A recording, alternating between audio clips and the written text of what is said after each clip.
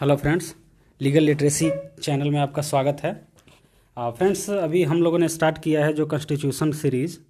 तो कॉन्स्टिट्यूशन पे दो तीन वीडियो करीब करीब हो चुके हैं, जिसमें कि हमने कवर किया है historical background of the constitution.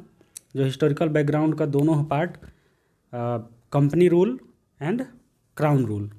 तो अब एक्चुअली वो तो आप हिस्ट्री पढ़ रहे थे, कॉन्स्टिट्यूशनल का हिस्टोरिकल बैकग्राउंड पढ़ रहे थे। अब स्टार्टिंग हमने अब कॉन्स्टिट्यूशन से किया है। तो कॉन्स्टिट्यूशन में सबसे पहला हमारा जो टॉपिक है वह है salient features of the constitution of India. कुछ ऐसे यूनिक फीचर्स हैं हमारे कॉन्स्टिट्यूशन में, कुछ यूनिक फीचर्स हैं जो कि वर्ल्ड के किसी भी कॉन्स्टिट्यूशन में आपको नहीं मिलेंगे। जैसा कि हमें पता है कि हमने जब कॉन्स्टिट्यूशन अपना फॉर्म किया, जब हमारी कॉन्स्टिट्यूएंट असेंबली ने कॉन्स्टिट्यूशन बनाया, तो उस समय दुनिया के बहुत सारे कॉन्स्टिट्यूशन बन के तैयार हो गए थे और कई सारे कॉन्स्टिट्यूशन काफ़ी दिनों से चल भी रहे थे, काफ़ी दिनों से इन्फोर्स थे। तो हमने काफ़ी अच्छा कॉन्स्टिट्यूशन बनाया, जिस कॉन्स्टिट्यूशन के कुछ स्पेशल फीचर्स हैं जिनके बारे में हम आगे भी पढ़ेंगे। जैसे जो कॉन्स्टिट्यूशन जब शुरू करेंगे तो कॉन्स्टिट्यूशन में आगे भी उनके बारे में हम पढ़ेंगे। लेकिन अभी स्टार्ट करते हैं कॉन्स्टिट्यूशन के जो हमारे यूनिक प्रिंसिपल हैं, प्रिंसिपल नहीं, यूनिक फीचर्स हैं जो कि हमारे कॉन्स्टिट्यूशन को पूरी दुनिया से अलग बनाता है। तो अभी स्टार्ट करते हैं।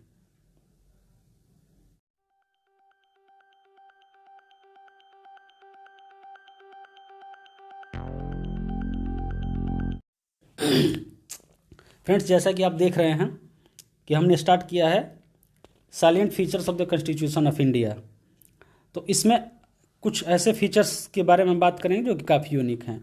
तो सबसे पहला फीचर हम देखते हैं हमारे कॉन्स्टिट्यूशन का, ये lengthiest constitution of the world है। फ्रेंड्स, मैं सिंपल लैंग्वेज में, सिंपल तरीके से आपको ये इस बारे में बताऊंगा। हर चीज़ जो भी सैलिएंट फीचर्स हैं, जो भी फीचर्स हैं हमारे कॉन्स्टिट्यूशन के बिल्कुल ही सिंपल लैंग्वेज में आपको बताऊंगा। और पूरी वीडियो आप देखना। पूरी वीडियो देखने के बाद आप पूरी की पूरी तरह आप पूरी बात आपके दिमाग में आ जाएगी, ये मेरा गारंटी है। तो फ्रेंड्स, सबसे पहले हम देखते हैं कॉन्स्टिट्यूशन के बारे में जानते हैं।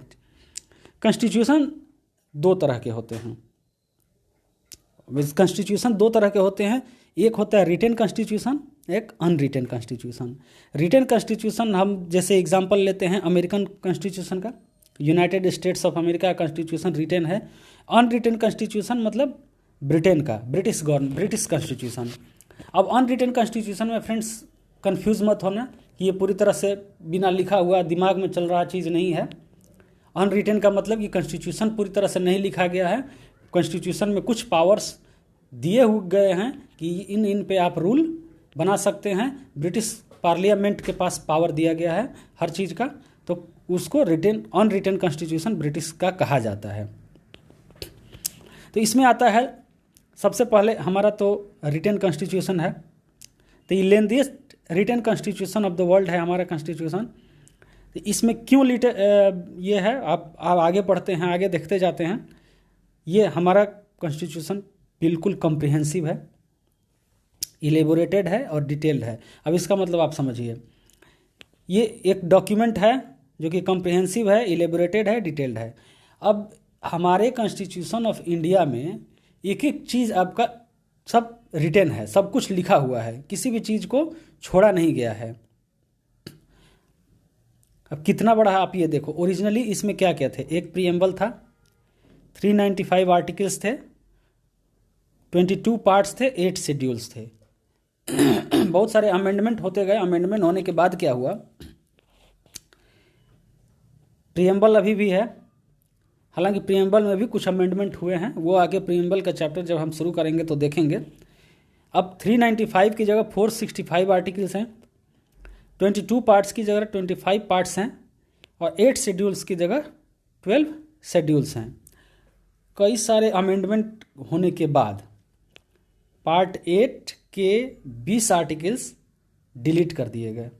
ठीक है, अमेंडमेंट होने के बाद डिलीट किए गए, और 90 articles part 4A, part 9A, part 9B, part 14A में 90 आर्टिकल्स जोड़े गए और 4 शेड्यूल्स जोड़े गए, 9, 10, 11 एंड 12। अब आपके दिमाग में आ रहा होगा फ्रेंड्स कि हमारा कॉन्स्टिट्यूशन लेंथीएस्ट क्यों है। हमने पहले देखा कि इतने पार्ट्स हैं, पूरी तरह से डिटेल्ड है, कॉम्प्रिहेंसिव है, सब कुछ है, लेकिन लेंथीएस्ट है क्यों आखिर? हमने क्यों ज़रूरत हमें पड़ी कि इतना लेंथीएस्ट, इतना बड़ा, इतना कॉन्स्टिट्यूशन इतना लेंथी बनाया जाए? तो रीज़न सबसे पहले हम देखते हैं, reason for the lengthiest geographical factor. जाहिर सी बात है, देखते हैं आप हमारा देश कितना बड़ा है, तो हमारे बड़े देश के लिए एक कॉन्स्टिट्यूशन जो बना कि पूरी बातें उसमें इंक्लूडेड हों, तो वो एक फैक्टर हो गया। हिस्टोरिकल फैक्टर, ये गवर्नमेंट ऑफ इंडिया एक्ट 1935 का करीब बहुत सारा part government of India act 1935 से लिया गया, जो कि खुद अपने आप में ही बहुत बड़ा लेंदी और बल्कि एक्ट था, जो कि हमने इस पिछले वीडियो में देखा है कि गवर्नमेंट ऑफ इंडिया एक्ट का हिस्टोरिकल बैकग्राउंड क्राउन रूल में हमने ये देखा है गवर्नमेंट ऑफ इंडिया एक्ट 1935 कितना बड़ा था। अब नेक्स्ट पे आते हैं friends, single constitution for whole country.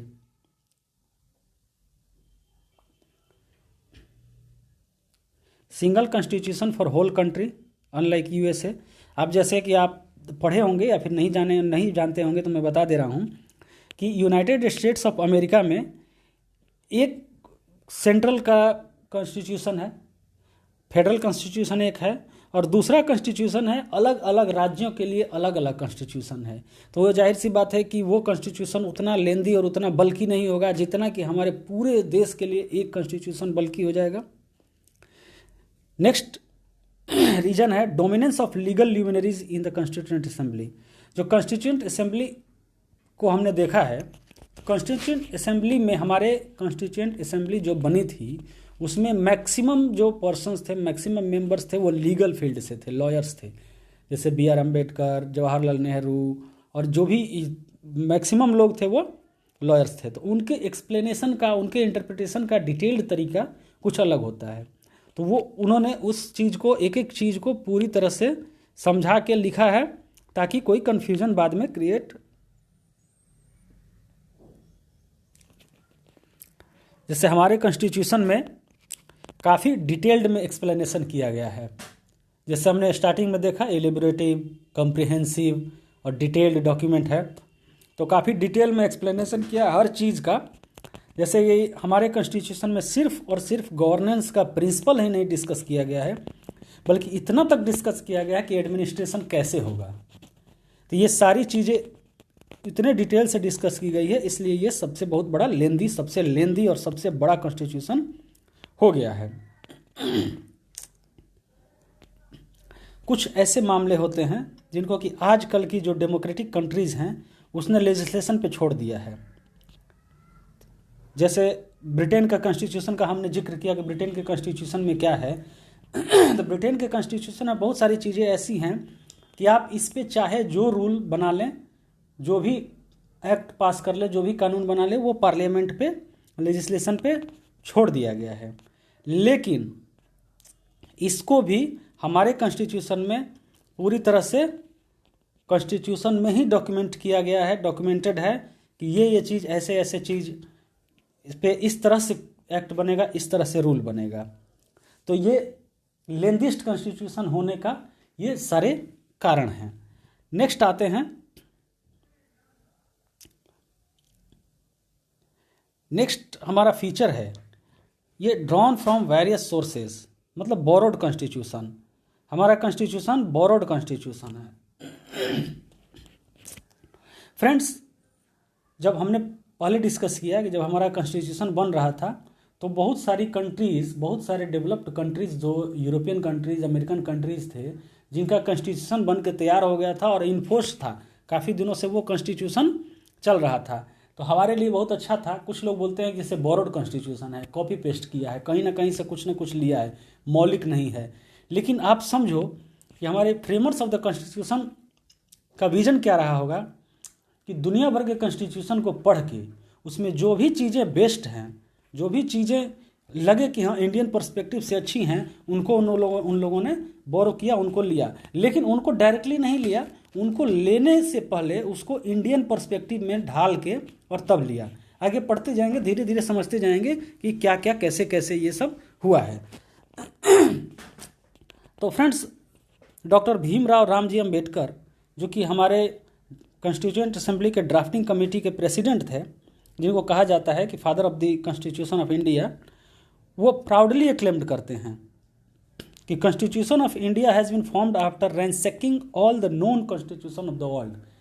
ये प्राउडली बोलते हैं कि हमारा कॉन्स्टिट्यूशन ऑफ इंडिया पूरे दुनिया भर के कॉन्स्टिट्यूशन को पढ़ के, कॉन्स्टिट्यूशन से अच्छी अच्छी बातें निकाल के, रैंसैकिंग का मतलब होता है कि लूट के, तो वो निकाल के तब कॉन्स्टिट्यूशन, हमारे कॉन्स्टिट्यूशन का निर्माण हुआ।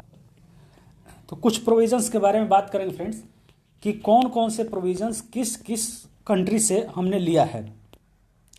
तो देखते हैं कुछ प्रोविजंस किस किस कंट्री से हमने लिया है। तो देखते हैं, इस पे एक स्पेशल वीडियो भी बनाऊंगा मैं, जिसमें कि हर प्रोविज़न के बारे में बात करूंगा। इसमें तो सारे प्रोविजंस के बारे में बात नहीं किया जा रहा है, कुछ प्रोविजंस के बारे में बात कर रहे हैं, किस किस प्रोविजन से लिया गया है। तो फ्रेंड्स, प्रोविज़न है हमारा federal structure, judiciary, governors, emergency powers, public service commission, administrative structural part. ये हमने लिया है गवर्नमेंट ऑफ इंडिया एक्ट 1935 से। आप समझो, गवर्नमेंट ऑफ इंडिया एक्ट 1935 का सबसे ज़्यादा प्रभाव हमारे कॉन्स्टिट्यूशन ऑफ इंडिया पे पड़ा है। तो इतनी सारी चीज़ें गवर्नमेंट ऑफ इंडिया एक्ट 1935 से ली गई है। अब गवर्नमेंट ऑफ इंडिया एक्ट 1935 के बारे में हमने पिछले वीडियो में पढ़ा है।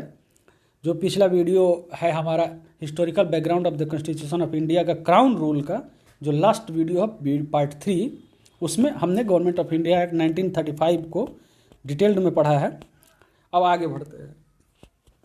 Second, philosophical part of the constitution. Constitution का फिलोसॉफिकल पार्ट, जो कि फंडामेंटल राइट्स हैं, ये लिए गए हैं यूनाइटेड स्टेट्स ऑफ अमेरिका से, और directive principles of state policy Irish constitution से। तो फ्रेंड्स, इसमें जितनी सारी चीज़ें हैं कॉन्स्टिट्यूशन के आगे की वीडियोज़ में हम पढ़ेंगे। फंडामेंटल राइट्स के बारे में बहुत ही डिटेल्ड पढ़ेंगे, directive principle of state policies के बारे में बहुत डिटेल्ड पढ़ेंगे, judiciary, governors, federal structure, emergency powers. अब चैनल को फॉलो करते रहें, आपको पूरा मिलेगा, हर चीज़ आप इसमें देखेंगे। साथ में एक स्पेशल वीडियो, डिटेल्ड वीडियो बनेगा, जिसमें कि बोरोइंग्स ऑफ द कॉन्स्टिट्यूशन को किस किस जगह से, किस किस कॉन्स्टिट्यूशन में कौन कौन सा प्रोविजन लिया गया है, उसके बारे में बात करेंगे। तो आगे बढ़ते हैं। पॉलिटिकल पार्ट्स में देखते हैं, ठीक है। पॉलिटिकल पार्ट्स में cabinet government, relation between executive and legislature, आगे पढ़ेंगे तो इसको सारा समझ में आने लगेगा। ये ब्रिटिश कॉन्स्टिट्यूशन से हमने लिया है। और बहुत सारे पार्ट्स हैं, प्रोविजंस हैं कॉन्स्टिट्यूशन के, जो कि हमने कनाडा से, ऑस्ट्रेलिया से, जर्मनी से, फ्रांस से, साउथ अफ्रीका और अलग अलग कंट्रीज से, जापान से लिया है। नेक्स्ट आगे बढ़ते हैं। नेक्स्ट फीचर है फ्रेंड्स, नेक्स्ट फीचर है blend of rigidity and flexibility. अब देखो, कॉन्स्टिट्यूशन रिजिड हो सकता है। रिजिड का मतलब जिसमें अमेंडमेंट करना बहुत कठिन हो, बहुत ज़्यादा कठिन हो, अमेंडमेंट करना नेक्स्ट टू इम्पॉसिबल हो। अमेंडमेंट तो हो सकता है, अमेंडमेंट तो किसी भी चीज़ में हो सकता है, लेकिन बहुत ज़्यादा कठिन हो, जैसे कि अमेरिकन कॉन्स्टिट्यूशन है। अमेरिकन कॉन्स्टिट्यूशन में अभी तक बहुत ही कम अमेंडमेंट हुए हैं। एक होता है फ्लेक्सिबल कॉन्स्टिट्यूशन। अब फ्लेक्सिबल कॉन्स्टिट्यूशन जो कि ब्रिटिश कॉन्स्टिट्यूशन है, ब्रिटिश कॉन्स्टिट्यूशन रिटेन ही नहीं है, तो उसको कॉन्स्टिट्यूशन को कभी भी पार्लियामेंट अमेंड कर सकता है, क्योंकि पार्लियामेंट वहाँ पे सॉवरेन बॉडी है। अब आते हैं इंडियन कॉन्स्टिट्यूशन पे। अब देखो, बोरोड कॉन्स्टिट्यूशन का फायदा हमें क्या मिल रहा है। बोरोड कॉन्स्टिट्यूशन का फायदा यही मिल रहा है कि अमेरिकन कॉन्स्टिट्यूशन बहुत रिजिड हो गया, ब्रिटिश कॉन्स्टिट्यूशन बहुत ही ज़्यादा फ्लेक्सिबल हो गया। हमने बोरो किया कॉन्स्टिट्यूशन, बाद में बनाया, सब कॉन्स्टिट्यूशन को देखते हुए बनाया, तो हमने क्या किया, neither rigid nor flexible but combination of both. हमारा कॉन्स्टिट्यूशन कहीं कहीं रिजिड है, अमेंडमेंट बहुत मुश्किल से होता है, कहीं कहीं बहुत ही फ्लेक्सिबल है, बिल्कुल आसानी से अमेंडमेंट हो जाता है। आगे पढ़ते जाते हैं, हमको सब समझ में आते जाएगा।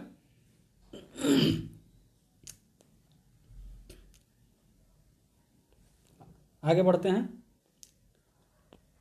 ये जो आर्टिकल 368 है हमारे कॉन्स्टिट्यूशन का, आर्टिकल 368 है जो कि हमारी पार्लियामेंट को कॉन्स्टिट्यूशनल अमेंडमेंट का पावर देता है। अमेंडमेंट का प्रोविजन कहाँ है? आर्टिकल 368 में। अब देखते हैं 368 का, आर्टिकल 368 के तहत हम किस तरह से अमेंडमेंट अपने कॉन्स्टिट्यूशन को कर सकते हैं, जिससे कि हमें पता चलेगा कि हमारा कॉन्स्टिट्यूशन कितना रिजिड है और कितना फ्लेक्सिबल है। तो कॉन्स्टिट्यूशन हम ये 3 तरीकों से अमेंडमेंट अपना कर सकते हैं। सबसे पहले एक होता है कि by special majority, 2/3 majority present and voting in both the houses. Lok Sabha और राज्यसभा में 2/3 मेंबर जो कि प्रेजेंट है और वोट कर रहे हैं वो होता है स्पेशल मेजॉरिटी।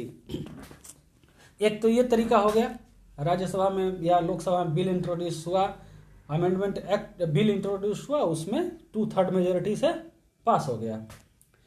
दूसरा तरीका है, ये थोड़ा ना ज़्यादा रिजिड है ना ज़्यादा फ्लेक्सिबल है, ये सही है। दूसरा तरीका है स्पेशल मेजॉरिटी, मतलब 2/3 मेजॉरिटी, ये वाला majority plus ratification by half of the states. ये है कि 2/3 मेजॉरिटी से आपने पास कर दिया, प्लस में अगर 29 स्टेट हैं तो 29 में से 15 स्टेट अपने अपने लेजिस्लेटिव असेंबली से उस बिल को रेटिफाई करके वापस भेजेंगे, तब वो पार्ट अमेंड होगा। कुछ पार्ट्स इस तरह से अमेंड होते हैं, ये तो बहुत ज़्यादा रिजिड हो गया। तीसरा अमेंडमेंट है सिंपल मेजॉरिटी। सिंपल मेजॉरिटी मतलब समझ रहे हो कि जो प्रेजेंट है मेंबर उसमें से अधिक जिस तरफ है, यस अगर ज़्यादा है तो अमेंड हो जाएगा, नो अगर ज़्यादा है तो अमेंड नहीं होगा। ये तो आर्टिकल 368 में भी नहीं आता है, ये तो नॉर्मल ऐसे ही ये कर दिया जाता है। ये रिजिडिटी और फ्लेक्सिबिलिटी पे बात कर लिए, एक फीचर ये हो गया। इसके बाद का फीचर देखते हैं, फेडरल सिस्टम विथ यूनिटरी बायस। ठीक है, हमारा देश फेडरल है, हमने फेडरल सिस्टम बनाया है, लेकिन ये यूनिटरी इन स्पिरिट है, यूनिटरी बायसनेस लिए हुए है। कहने का मतलब क्या हुआ? फेडरल स्ट्रक्चर होता है कि आप राज्यों के लिए अलग पावर है, सेंट्रल के लिए अलग पावर है, दोनों के पावर सेम है, सेपरेशन ऑफ पावर है, बटा हुआ पावर है। लेकिन यूनिटरी में क्या होता है, यूनिटरी गवर्नमेंट में कि यूनियन गवर्नमेंट जो है, सेंट्रल गवर्नमेंट जो है वो बहुत ज़्यादा पावरफुल होता है। तो हमारा कॉन्स्टिट्यूशन क्या कहता है कि हम फेडरल हैं। फेडरल कहीं वर्ड यूज नहीं हुआ है, लेकिन स्पिरिट में देखो तो फेडरल है। फेडरल है कहने का मतलब कि हमारे स्टेट और राज्य के बीच, सेंट्रल और राज्य के बीच पावर का सेपरेशन है। ठीक है, लेकिन कुछ ऐसे सिचुएशंस हैं जिसमें कि यूनियन को बहुत ज़्यादा पावर दे दिया गया है, यूनियन का पूरा कंट्रोल दे दिया गया है। नेक्स्ट आगे देखते हैं इसी में कि गवर्नमेंट 2 तरह का होता है। पूरी दुनिया में 2 तरह की गवर्नमेंट आज चल रही हैं।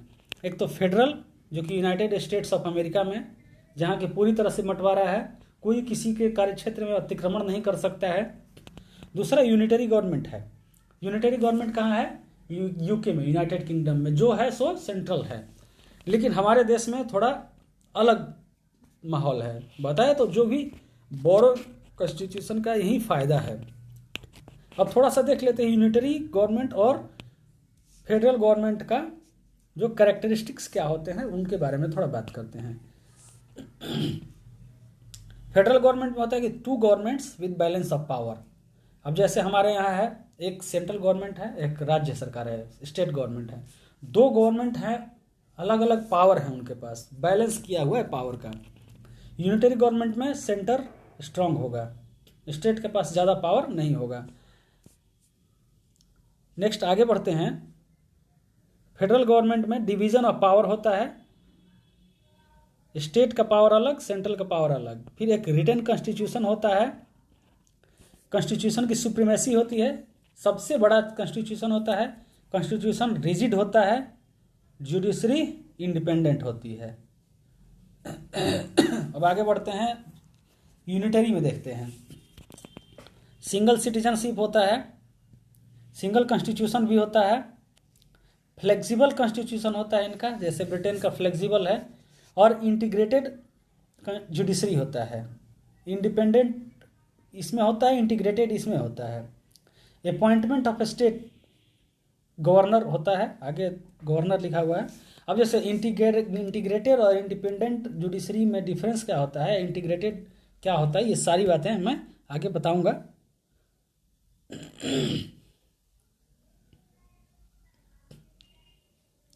बाइकैमरलिज्म होता है। बाइकैमरलिज्म का मतलब क्या होता है, जैसे दो लेजिस्लेटिव असेंबलीज होती हैं, दो लेजिस्लेटिव काउंसिल्स होती हैं, जैसे हमारे यहाँ लोकसभा है, राज्यसभा है, ये बाइकैमरलिज्म होता है। बाइकैमरलिज्म के बारे में भी हम पिछली वीडियोस में, जो कि हिस्टोरिकल बैकग्राउंड में क्राउन रूल्स में है, तो वो कई सारे जो एक्ट्स आए हैं ब्रिटिश गवर्नमेंट द्वारा लाए गए हैं इंडिया में, उसमें हम बाइकैमरलिज्म के बारे में पढ़े हुए हैं, किस एक्ट में बाइकैमरलिज्म इंडिया में लाया गया, किस एक्ट के तहत स्टेट्स में भी लाया गया, ये पढ़ेंगे। ठीक है,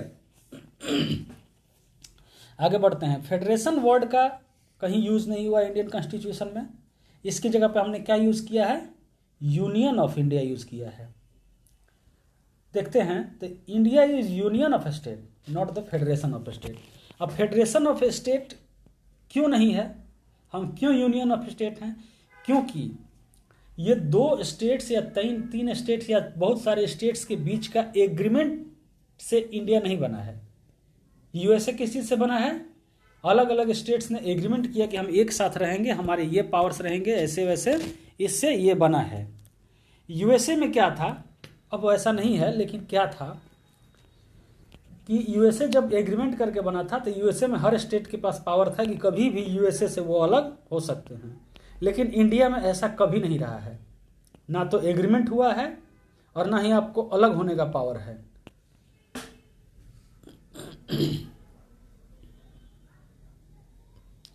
India is federal in form but unitary in state spirit.